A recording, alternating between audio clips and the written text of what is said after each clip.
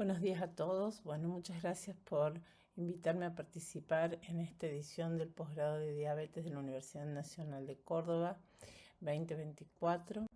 Mi nombre es Viviana Arias. El tema que vamos a tratar juntos es la enfermedad cardiovascular y diabetes. Y en este aspecto vamos a hablar del enfoque global de la enfermedad cardiovascular y diabetes y después de una serie de tópicos particulares como hipertensión, dislipemia e insuficiencia cardíaca. Empecemos introduciendo que dentro de las causas de muertes en enfermedades crónicas no transmisibles, la enfermedad cardiovascular es la que se lleva prácticamente la mitad de la mortalidad, seguida por los cánceres y las enfermedades crónicas respiratorias. Y la diabetes per se ocupa un sitio preponderante en este grupo. Por esto es que la conjunción entre enfermedad cardiovascular y diabetes cobra un rol muy importante. Y en la realidad epidemiológica actual sabemos que en el mundo 18 millones de personas mueren de causa cardiovascular por año. Esto es más marcado en países, estas barras altas que ustedes pueden ver aquí, son básicamente en países de bajos y medianos ingresos donde nos encontramos nosotros y donde esta epidemia de enfermedad cardiovascular está claramente marcada. Por otro lado, fíjense cómo desde inicios de este milenio el incremento en la prevalencia de diabetes fue prácticamente cuadruplicándose hasta llegar, estos son los últimos datos presentados por la IDF este año, donde tenemos 589.590 millones de personas en el mundo que conviven con diabetes. Y claramente estamos ante una triple epidemia donde prácticamente el 60% de la población en el mundo tiene sobrepeso u obesidad, donde el incremento en diabetes ya vimos que la proyección es espantosa y bueno, ya hablamos de las muertes cardiovasculares que están liderando la mortalidad en enfermedades crónicas no transmisibles. Así que en este contexto es que vamos a intentar dilucidar la importancia en el diagnóstico y el tratamiento de esta interrelación enfermedad cardiovascular y diabetes. Primero que nada tenemos que decir que si nosotros comparamos el riesgo de enfermedad cardiovascular en población general y en diabéticos, por un paciente que tiene enfermedad cardiovascular en la población general, el riesgo se duplica o triplica cuando hablamos de pacientes con diabetes. Por otro lado, cuando analizamos las causas de muerte en diabetes, la mitad de las causas son de causas cardiovasculares. Y si nosotros analizamos la prevalencia de enfermedad en una población de diabéticos, por ejemplo, en este metaanálisis de 4.500.000 personas, que incluyó pacientes de todo el mundo, realizado en esta década 2007-2017, observamos que el 30% de estas personas tienen algún tipo de enfermedad cardiovascular, llámese infarto agudo de miocardio, stroke, y esto lo dividimos o lo consideramos muy similar en ambos sexos. Así que, en conclusión, la prevalencia de enfermedad cardiovascular en diabetes oscila en un 30%. Uno de cada 3 personas que tienen diabetes tienen enfermedad cardiovascular. ¿Y cuáles son los riesgos de complicación de la diabetes mellitus? Bueno, ya sabemos y los hemos dividido por mucho tiempo en lo relacionado a lo macro y a lo microvascular, y sabemos, por ejemplo, que un paciente con diabetes tiene un riesgo de 2 a 4 veces más de sufrir un infarto agudo de miocardio, 2 veces y media más de sufrir un accidente cerebrovascular. También sabemos que el 50% de las amputaciones en el mundo se las lleva la diabetes y están asociados a enfermedad vascular periférica, sobre todo distal. Por otro lado, obviamente, gran causa de ceguera en el mundo y la principal causa de llegada a hemodiálisis. Por último, recordar que el 50% de las muertes en diabéticos son de causa cardiovascular. ¿Y a qué está asociada la mortalidad cardiovascular en diabetes? Bueno, básicamente, digamos esto a modo didáctico, dividirlo en dos grandes grupos. La enfermedad aterosclerótica, por un lado, y por otro lado la insuficiencia cardíaca, que también tiene relación con la enfermedad renal. O sea, el link corazón-riñón es muy importante y ya lo vamos a ver. En relación a la enfermedad aterosclerótica, ¿qué tenemos que saber? Bueno, que en general están afectados todos los territorios, tanto el coronario, el cerebrovascular y la enfermedad vascular periférica. Y en relación a la insuficiencia cardíaca, que podemos tener el fenotipo más frecuente en los diabéticos es el de fracción de eyección preservada, pero también tenemos pacientes obviamente con fracción de eyección reducida. También hay que conocer que existe una entidad denominada miocardiopatía diabética en la cual la vasculatura, la macrovasculatura coronaria está, no comprometida por enfermedad, pero sí la microvasculatura, y esto lleva a disfunción ventricular en general con fracción de eyección preservada y la denominada miocardiopatía diabética. En los pacientes diabéticos, la tasa de hospitalizaciones está duplicada en relación a la población general y esto incrementa fuertemente los costos, con lo cual, si bien antes se prestó mucha atención estrictamente a toda la mortalidad asociada a enfermedades ateroscleróticas, hoy en día la insuficiencia cardíaca juega un rol muy importante en los sistemas de salud en pacientes con diabetes. ¿Qué sabemos de las características? Vamos a empezar a hablar un poquito de la enfermedad aterosclerótica en diabetes. Bueno, sabemos que tiene una serie de características particulares. Primero, aparece más temprano que en pacientes de población general. En líneas generales es extensa y afecta, como ustedes pueden ver en esta coronariografía, múltiples vasos. Tiene la característica de ser difusa. Tenemos lesiones proximales, mediales, distales. Y cuando se le interviene, sobre todo mediante angioplastia, tiene un alto índice de restenosis comparado con población general. Muchos de los pacientes diabéticos tienen isquemias silentes, no tienen clínica, el 20-60% de los pacientes, con lo cual nosotros ante la sospecha de un paciente de alto riesgo cardiovascular tenemos que buscar la isquemia si claramente tienen indicados estudios, digamos, donde nosotros intentemos asegurarnos que el paciente no esté con isquemia miocárdica. Y cuando nos toque intervenirnos, sabemos que a nivel vascular, insisto, comparado con población general, nuestros pacientes muestran peores resultados cuando se infartan, cuando se angioplastian y cuando se bypassean. Ni hablar si consideramos la relación en la enfermedad vascular de la mujer diabética versus el hombre. Las mujeres lamentablemente tienen peor pronóstico. Siempre nos hemos planteado si la diabetes es un equivalente de riesgo coronario. O sea, yo tengo un paciente diabético, ¿puedo decir que ese paciente es un equivalente coronario, que ya tiene enfermedad coronaria?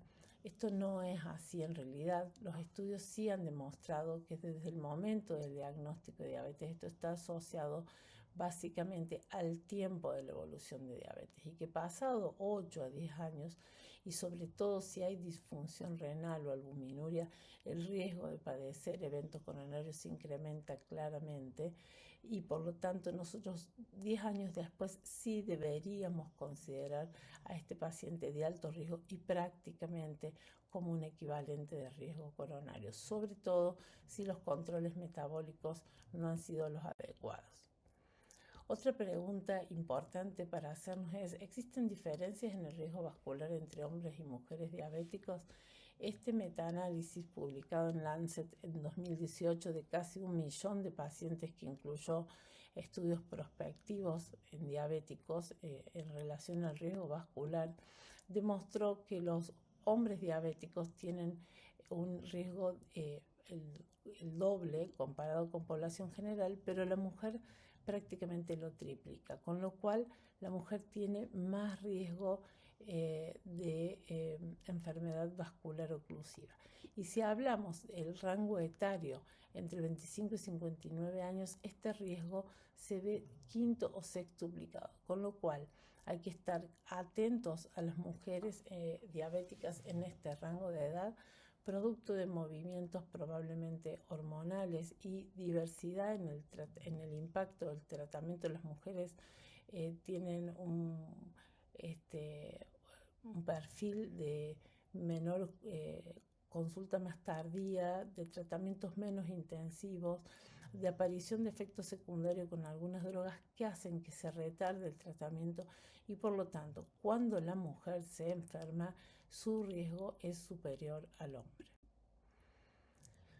Cuando hablamos de insuficiencia cardíaca, la asociación entre diabetes e insuficiencia cardíaca es clara, y el riesgo, cuando, si lo discriminamos en pacientes por sexo, el riesgo de sufrir insuficiencia cardíaca en los varones diabéticos es 2,5 veces mayor, pero en las mujeres diabéticas es 5 veces mayor, sobre todo en el perfil de insuficiencia cardíaca con fracción de eyección preservada.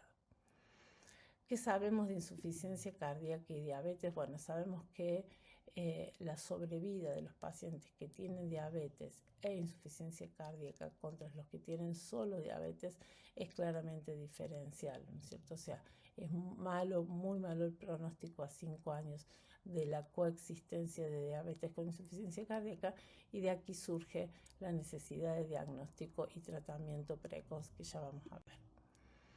Bueno, hablemos un poquito de cómo sería el impacto de la enfermedad diabética en el aparato cardiovascular. Bueno, pues sabemos que la insulina es una hormona que en general tiene beneficios cardiovasculares.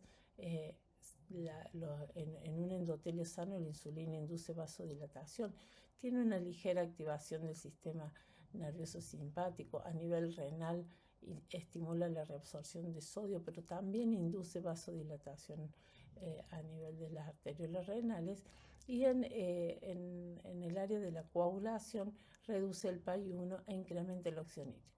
Estamos hablando de las acciones de insulina, las acciones fisiológicas de insulina, ¿cierto?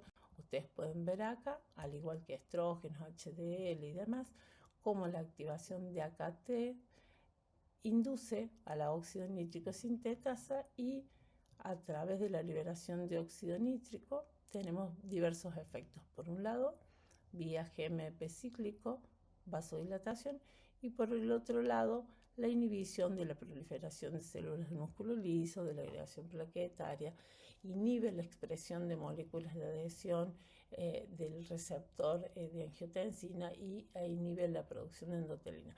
Pero esto estamos hablando en una condición saludable. Cuando nosotros tenemos insulinoresistencia, ocurren varias cuestiones. Por un lado, ocurre una situación de inflamación crónica de bajo grado y de estrés oxidativo. Y hay 3 hitos súper importantes en diabetes que tienen que ver con la activación del sistema renina-angiotensina. Los pacientes diabéticos tienen claramente incrementado este eje, la activación del sistema nervioso simpático y la retención hidrosalina. Después lo vamos a ver en detalle, pero básicamente todo esto induce a disfunción endotelial, incremento de la rigidez arterial, alteración de la vasodilatación y por lo tanto lesión vascular. Cuando hablamos de aterosclerosis en diabetes, porque dijimos que justamente una de las causas que llevan a complicaciones está asociada a la aterosclerosis en diabetes, el proceso aterosclerótico que se inicia con un ingreso de el LDL por diferencia de concentración al subendotelio, adhiriéndose a proteoglicanes y desencadenando una reacción inflamatoria donde los macrófagos capturan estos lípidos que en general están oxidados, atraen monocitos que ingresan al espacio subendotelial y comienza a formarse en el subendotelio la placa aterosclerótica. Esto en diabetes está acelerado. ¿Por qué? Primero que nada porque independientemente de la concentración de LDL, las moléculas de LDL de los pacientes diabéticos son más pequeñas y densas. Y esto hace que el ingreso al subendotelio sea, por diferencia de concentración, más acentuado. A su vez, la disfunción endotelial gatillada por la insulinoresistencia y el estado inflamatorio crónico activa las moléculas inflamatorias de adhesión, activa a recluta mayor número de monocitos que ingresan al espacio subendotelial, y las especies reactivas de oxígeno, los factores nucleares y demás aceleran la reacción inflamatoria y hacen que la aterosclerosis en diabetes esté acelerada. Hay un link inevitable y hoy en día se conoce que la adiposopatía, porque en general los pacientes, hay un 90% de pacientes con diabetes tipo 2 que tienen sobrepeso, obesidad, es muy importante la presencia de los adipocitos disfuncionantes hipertróficos que liberan sustancias y que gatillan interleuquinas, factor de necrosis tumoral y demás, que generan esta situación de inflamación sistémica donde, como ya dijimos, incrementa la disfunción endotelial y esto acelera el desarrollo de aterosclerosis. Obviamente las modificaciones del metabolismo del colesterol, que ya vamos a ver en detalle, la resistencia a la insulina con la menor captación a nivel muscular y bueno, las alteraciones a nivel pancreático.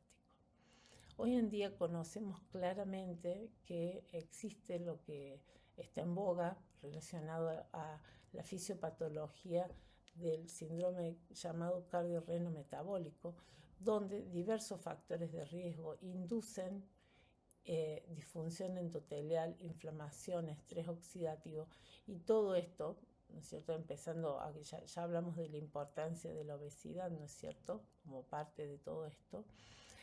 Induce cambios neurohormonales, por un lado, alteraciones en la función renal con hiperfiltración, fibrosis tubulointersticial y obviamente también a nivel cardiovascular con incremento en la aterosclerosis, remodelado ventricular, fibrosis intersticial, y esto genera disfunción cardíaca. Así que la interacción gatillada por un modelo metabólico donde la disfunción endotelial juega un rol central, va a inducir a largo plazo daño de órgano blanco. Y es por eso que hoy en día se hablan de las etapas del síndrome cardiometabólico, donde partimos de una persona sin factores de riesgo, ¿no es cierto?, donde inicialmente el sobrepeso, la obesidad gatilla el incremento de factores de riesgo, hipertensión, diabetes, alteraciones lipídicas, y esto lleva a la enfermedad cardiovascular aterosclerótica subclínica o a la insuficiencia cardíaca subclínica, para terminar directamente en la última etapa en los eventos cardiovasculares, renales y demás. Es así como si ha ido cambiando el concepto fisiopatológico, y antes en insuficiencia cardíaca hablábamos básicamente de una falla hemodinámica, ¿no es cierto? Y por lo tanto teníamos una terapia dirigida a la falla hemodinámica, a mejorar las condiciones de cardio del corazón. Esto fue evolucionando y se detectó lo relacionado a la activación neurohormonal, y en la actualidad ya hablamos de un perfil metabólico, una falla metabólica y la activación inflamatoria, y es aquí donde la diabetes y la asociación diabetes-insuficiencia cardíaca ha jugado un rol muy importante, y esto ha cambiado los conceptos que nos llevan a entender cómo tratar precozmente y mejorar la sobrevida de los pacientes con diabetes. Como ustedes ven acá, la interrelación dual entre insuficiencia cardíaca e insulinoresistencia tiene que ver con la activación neurohormonal, con cambios en el músculo esquelético, con el impacto del estilo de vida, ¿no es cierto? Y al revés, como la insulinoresistencia tiene impacto en función sistólica, diastólica, incremento en la fibrosis, cómo se maneja la apoptosis y el remodelado cardíaco, y por lo tanto aquí tenemos trabajo, ¿no es cierto? Cuanto más precoces intervengamos, menor tasa de incidencia de insuficiencia cardíaca en los pacientes diabéticos, que ya vimos que tienen un pronóstico muy malo, vamos a tener. ¿Qué sabemos del impacto de estos factores de riesgo en la presencia de eventos cardiovasculares? Bueno, sabemos que si nosotros controlamos la hemoglobina glicosilada, hay un impacto en reducción de eventos cardiovasculares, pero esto no es tan poderoso como reducir el LDL o reducir 1 milimol, que son 40 miligramos, o reducir apenas 4 milímetros de sistólica. Pero sí sabemos que si nosotros impactamos temprano en los pacientes con diagnósticos recientes de diabetes, en los pacientes más jóvenes, vamos a tener un impacto mayor a largo plazo. Y esto es conocido como el efecto legacy, ¿no es cierto? O la memoria metabólica que tienen estos pacientes. Y a su vez, cuanto más precoces seamos en la intervención de todos los factores de riesgo, en esta cadena cardiorreno-metabólica vamos a impactar de forma más segura. El tratamiento intensivo de la hemoglobina glicosilada per se, solita, exponiéndonos al riesgo de hipoglucemia severa, ha mostrado incrementos de eventos cardiovasculares y mortalidad, con lo cual no tenemos que centrar el tratamiento estrictamente en el control glucémico intensivo, siempre teniendo en cuenta evitar estos eventos de hipoglucemia, que en algún momento se consideró si era un factor causal y demás, pero en definitiva es importante evitar la hipoglucemia en el paciente diabético porque eso, insisto, incrementa el riesgo de eventos cardiovasculares y la mortalidad. Hay una cuestión importante que ya se conoce desde hace varios años, que está asociada a la intervención multifactorial en el paciente diabético de factores de riesgo es igual a reducción de riesgo. Y esto se demostró en el estudio STENO2 después de 21 años de seguimiento, en los cuales si nosotros controlamos lípidos en el paciente diabético, peso, presión arterial, la glucemia, y revisamos en aquellos que necesiten inhibición plaquetaria, la reducción de mortalidad, cuanto más factores tenemos controlados, es una reducción del 45% de mortalidad. Incrementamos la sobrevida de estos pacientes en casi 8 años. Tenemos una disminución de casi la mitad de las complicaciones macrovasculares y retardamos la aparición del evento cardiovascular casi 8 años. Esto también fue demostrado en este estudio de factores de riesgo, mortalidad y outcome en pacientes diabéticos, realizado un registro sueco que comparó dos cohortes, una cohorte de 280.000 diabéticos contra 1,5 millones de pacientes que fueron controles sin diabetes, y que observaron que si nosotros tenemos pacientes que revisaron 5 factores de riesgo: tabaco, hemoglobina glicosilada, lípidos, presión arterial, y lo compararon por edad. Fíjense que los pacientes que tenían los 5 factores de riesgo controlados, diabéticos, con los 5 factores de riesgo controlados en las diversas, este es el control, y acá ustedes pueden ver, si tienen no tienen todos los factores de riesgo controlados, la mortalidad es exactamente la misma que el control.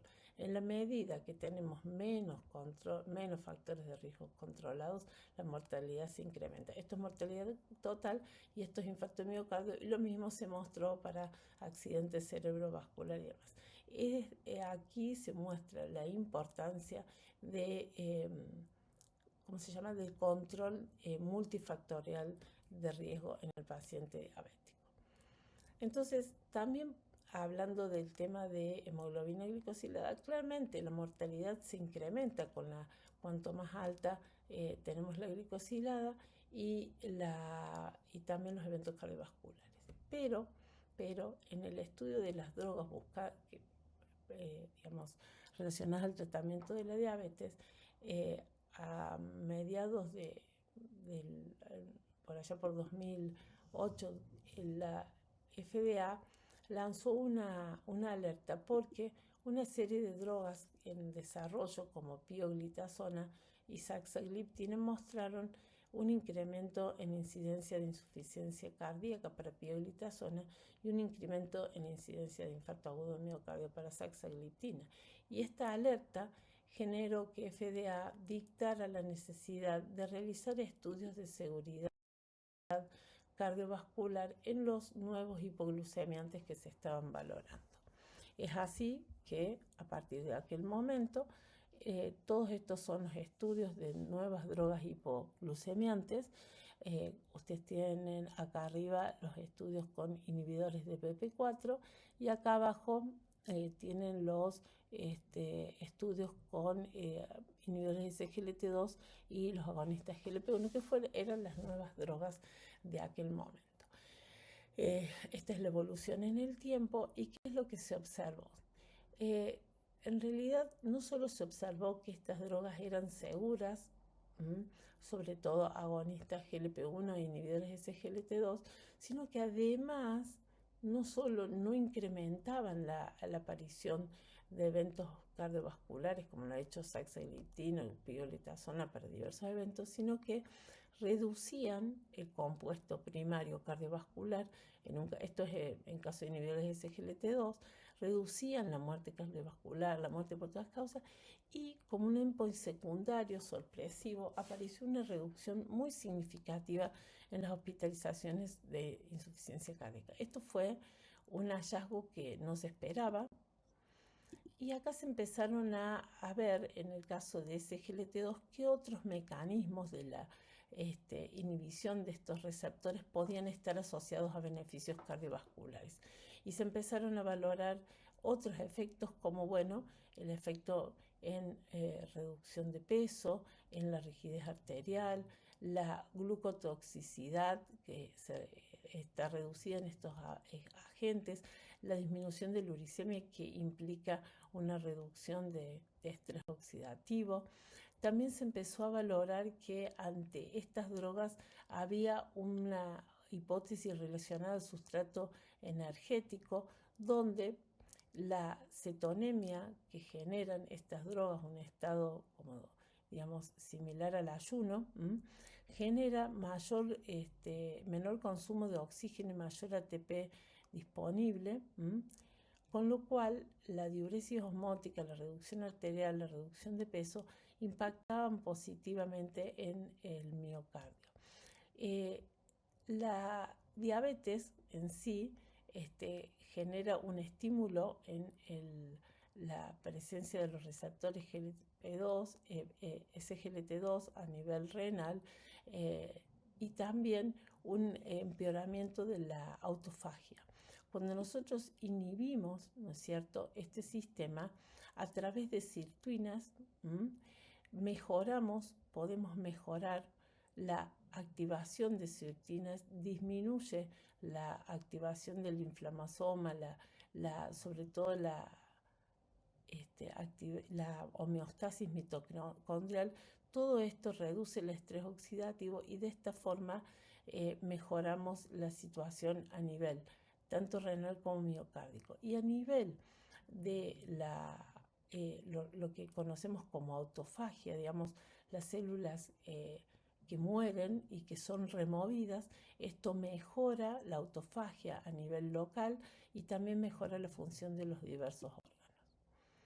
Entonces, por ejemplo, a través de la inhibición de los SGLT2 se activan las sirtuinas, se mejora el metabolismo mitocondrial y esto tiene impacto cardiovascular y renal. Y por otro lado, la inhibición de mTOR también mejora, reduce el remodelado ventricular y mejora y protege al riñón.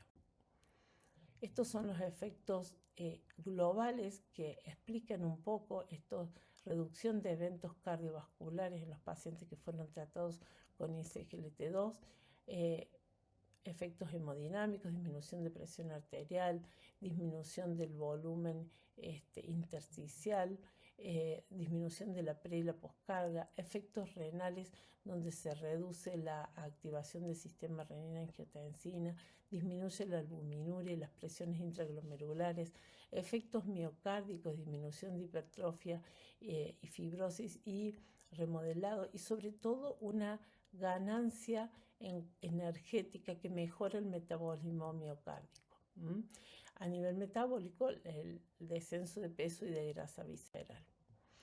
Cuando se compararon estas nuevas drogas, los 3 grupos de nuevas drogas, en un metaanálisis, que esto ocurrió, este es un artículo de JAMA publicado allá por 2017, se mostró que si comparamos inhibidores SGLT2, agonistas GLP-1 y DPP-4 en 175.000 pacientes, inhibidores y agonistas son superiores a los inhibidores de DPP-4 que resultaron neutros en mortalidad cardiovascular, incluidos cuando los comparamos con placebo.